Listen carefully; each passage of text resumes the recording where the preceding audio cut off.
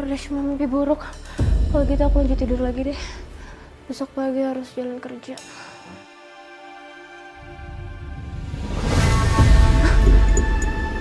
Kedip-kedip ya? Perasaan baru ganti lampu.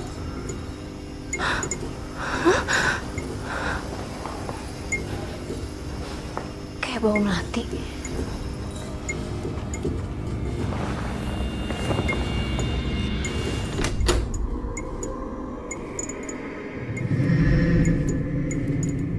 Loh, kok di situ aneh banget?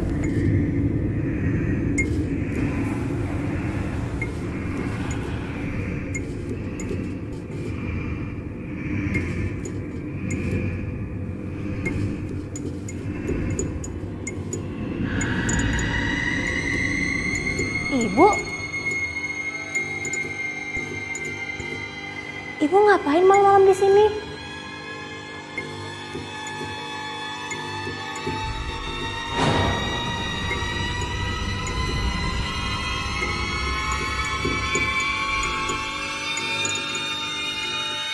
Intan, ini ngapain malam-malam di dapur? Loh, kok ibu ada dua? Kamu tuh kenapa sih kayak ngeliat hantu? Kamu hantu ya? Jangan deket gak? Pergi! Apa sih? Enak aja, ini tuh ibu. Lihat tuh, nggak lihat apa? Kaki ibu nginjak lantai. Oh iya. Maaf Bu, tadi Intan ngalamin hal aneh. Hal aneh? Barusan Bu, lampunya kedap-kedip. Di kamar Intan juga. Terus ya, bau melati. Kamu tuh jangan ngarang-ngarang cerita deh. Bilang aja kalau kamu mau dijodohin lagi kan? Intan gak ngarang cerita Bu. Apa yang Intan ceritain itu beneran terjadi. Dan Intan rasain sendiri. Udah, ibu nggak percaya sama omongan kamu ah. Jadi setelah kejadian itu, Mbak diteror sama hal-hal yang aneh. Iya Mbak, saat itu saya benar-benar ketakutan. Setiap saya mau ke dapur atau ke kamar mandi, saya selalu aja was-was. Aduh Mbak, aku gak kebayang jadi kamu, kasihan banget Mbak. Apa yang kamu lakukan Mbak, agar bisa terbebas dari teror yang menyeramkan itu? Akhirnya saya curhat soal itu ke teman-teman kantor saya Mbak. Kok malah curhat sama teman kantor Mbak? Soalnya teman kantor saya ini orangnya benar-benar religius Mbak. Jadi saya pikir mungkin aja dia bisa bantuin saya. Jadi gitu Mas ceritanya. Menurut Mas Hadi, apa ya yang harus aku lakuin supaya terbebas dari teror ini? Jujur Mas, aku udah capek banget ketakutan setiap hari. Saran saya cuma dua, Tang. Yang pertama, kamu harus lebih rajin ibadah. Dan yang kedua, kamu harus mendekatkan diri sama Allah. Aku yakin, kalau kamu melakukan dua hal itu, teror menyeramkan itu gak akan kembali lagi. Iya Mas, aku akan ikutin saran kamu. Makasih banyak ya Mas, udah mau dengerin curhatan aku. Sama-sama Intan. Aku doain, semoga Allah melindungi kamu. Amin. Ya Allah, perasaanku selalu tenang ya kalau lagi sama Mas Hadi. Apalagi kalau denger nasihatnya. Hatiku langsung rasa teduh.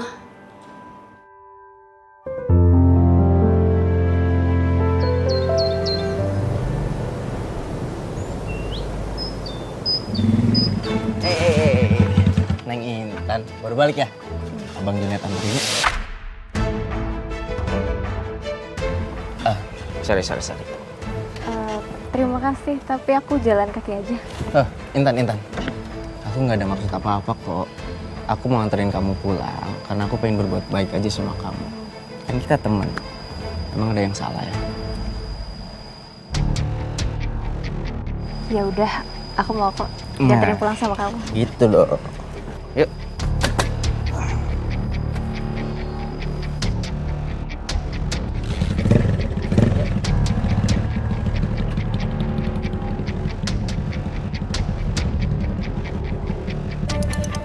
Kayaknya Intan udah bisa nerima cinta aku nih.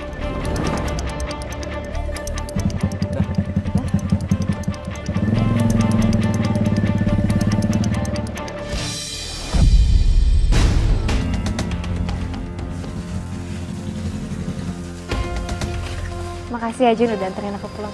Sama-sama, santai aja. Kalau mau langganan juga bisa. Gratis buat perempuan secantik kamu. Apaan sih?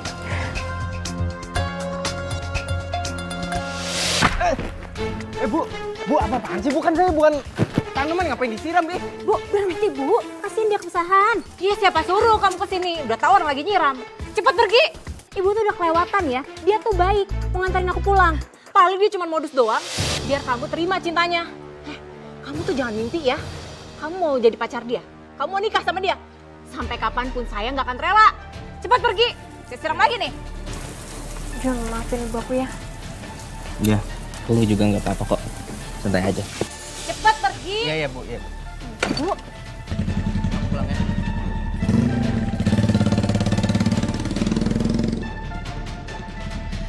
Ibu tuh bener-bener kelewatan ya.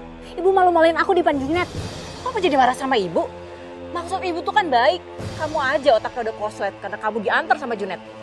Terserah deh ibu ngomong apa, aku udah capek.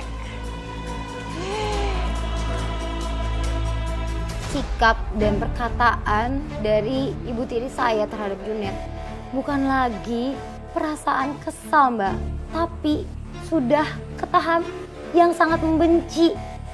Sudah segitunya ya perasaan ibu tiri Mbak ke Junet. Iya, Mbak.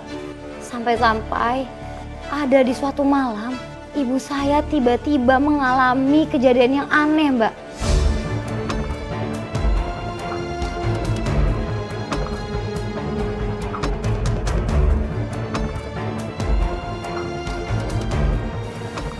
Masuk. Masuk.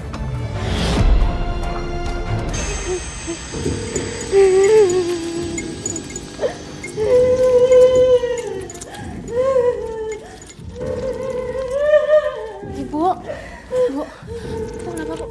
Istighfar.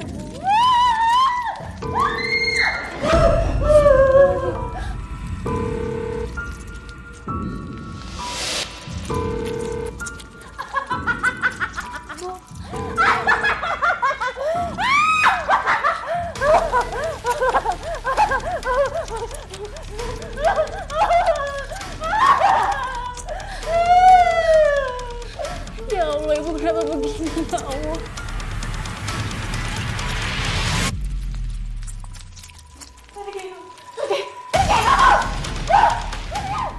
Sayang kamu ya. Sebentar lagi kamu akan merasakan apa yang selama ini aku rasakan. Bu, istighfar Bu, istighfar. Astagfirullahaladzim. Astagfirullahaladzim.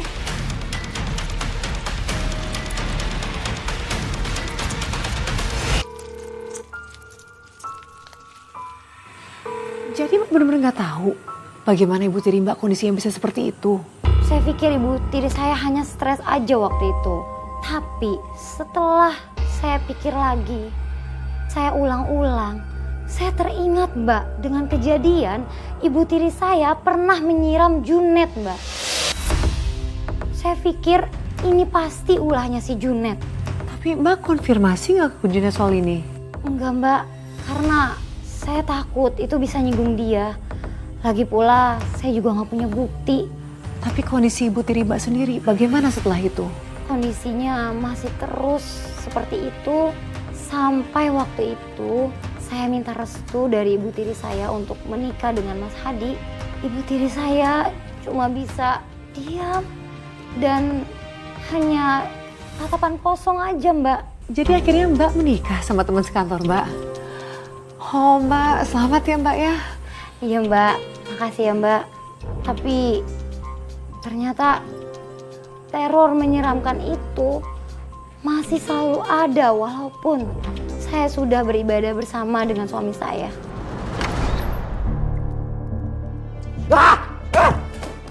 Sialan aku kecolong. Bisa-bisanya Intan nikah aku gak tahu.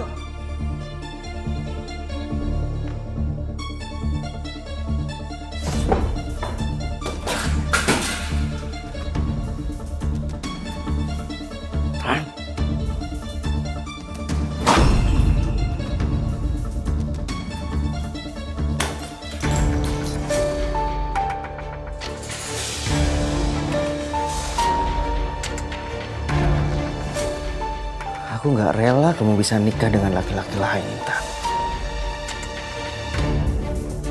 Aku bakalan minta guna-guna yang lebih ampuh ke Mbah Dukun buat merusak rumah tangga kamu.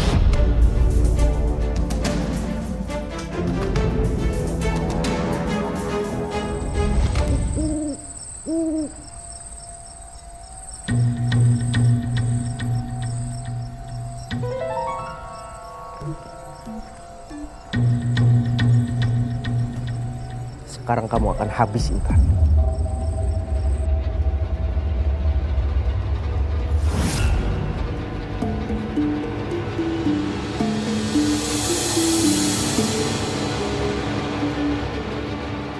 Astagfirullah.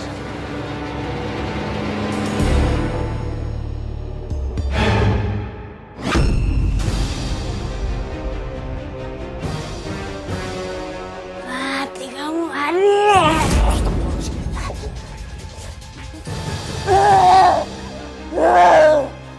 Mati kamu, Ari.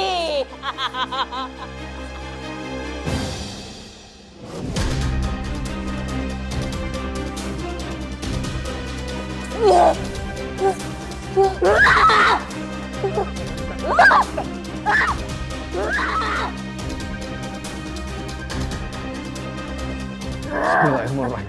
Allah la ilaha illallah. Wah, tahu dulu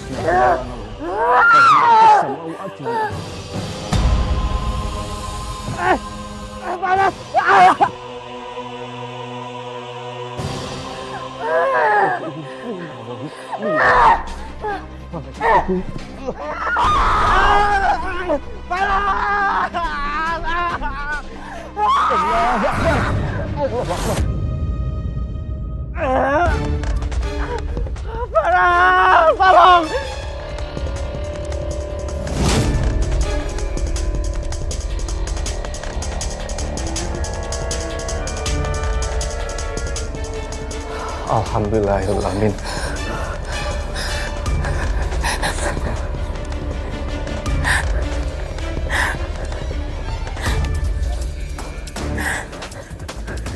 Intan,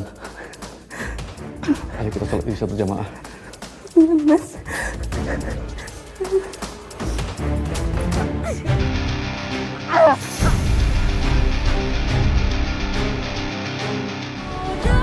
Amin ya rabbal alamin. Intan, suara siapa itu? Kayak suara Junet. Kita lihat aja ya, Mas. Takut dia kenapa-napa. Yaudah, ayo.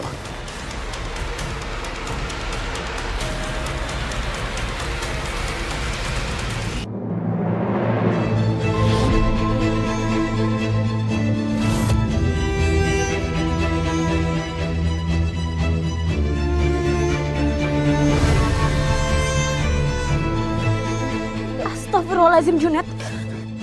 Ternyata bener ya dugaan aku selama ini. Kamu yang udah guna-guna aku. Bukan aku. Aku nggak mungkin ngelakuin itu semua sama kamu, Intan. Aku nggak mungkin, Intan. Udah, gak usah bohong lagi.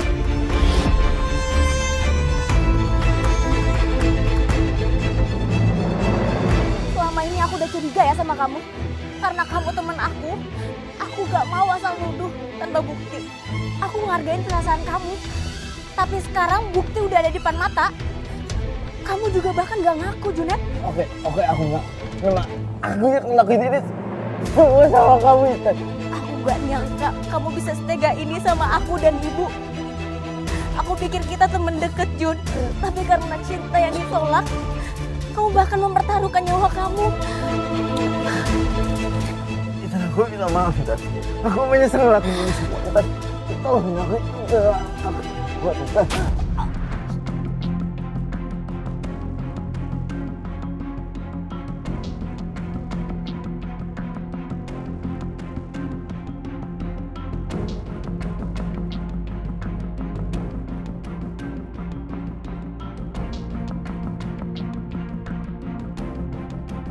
Ya Allah, ampunilah segala dosa-dosa hamba-Mu ini ya Allah.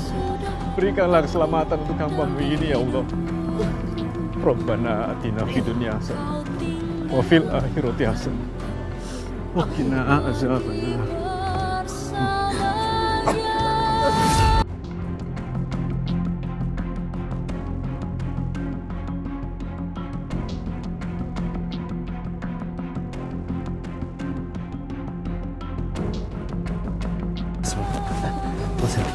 Sari, aku minta maaf, aku menyesal Mas. Aku minta maaf Mas. Aku menyesal. Maafin aku. Kami akan maafin kamu. Tapi kamu harus tobat. Minta ampun sama Allah. Ya aku bakalan tobat.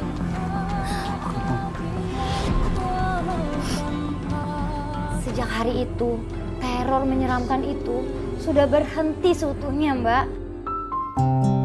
Duh Mbak, syukurlah. Saya ikut bahagia Mbak. Jujur aja, saya takut banget Mbak ngikutin cerita Mbak yang menyeramkan. Tapi alhamdulillah, akhirnya semuanya berakhir dengan baik ya Mbak. Iya, Mbak. Dan Ibu Tiri Mbak, gimana kondisinya? Kondisinya sudah jauh lebih membaik. Dan ya walaupun tidak sesehat seperti dulu, tapi yang paling saya syukuri, Ibu Tiri saya sikapnya sudah jauh lebih baik. Dia sudah tidak silau lagi dengan harta dan ibadahnya juga jadi lebih rajin. Duh, alhamdulillah Mbak. Tapi Mbak, hubungan Mbak dengan Junet gimana dong Mbak? Alhamdulillah, Junet sudah tobat, Mbak. Hubungan kita sudah membaik. Walaupun gak sedekat dulu, tapi kita masih berteman baik. Alhamdulillah Mbak, saya senang banget mendengarnya Mbak. Dan terima kasih Mbak Intan mau hadir di sini dan membagikan kisahnya. Saya sehat terus ya Mbak. Iya, Mbak, sama-sama. Pemirsa, kisah yang baru saja kita dengarkan tadi banyak terjadi di sekitar kita. Makanya ada istilah, cinta ditolak, guna-guna bertindak. Semoga kisah ini bisa menjadi pelajaran bagi kita semua, utamanya kaum perempuan, bahwa cinta yang dipaksakan akan berakhir dengan kehancuran. Terima kasih telah menyaksikan Catatan Hati Perempuan. Sampai jumpa dalam episode berikutnya.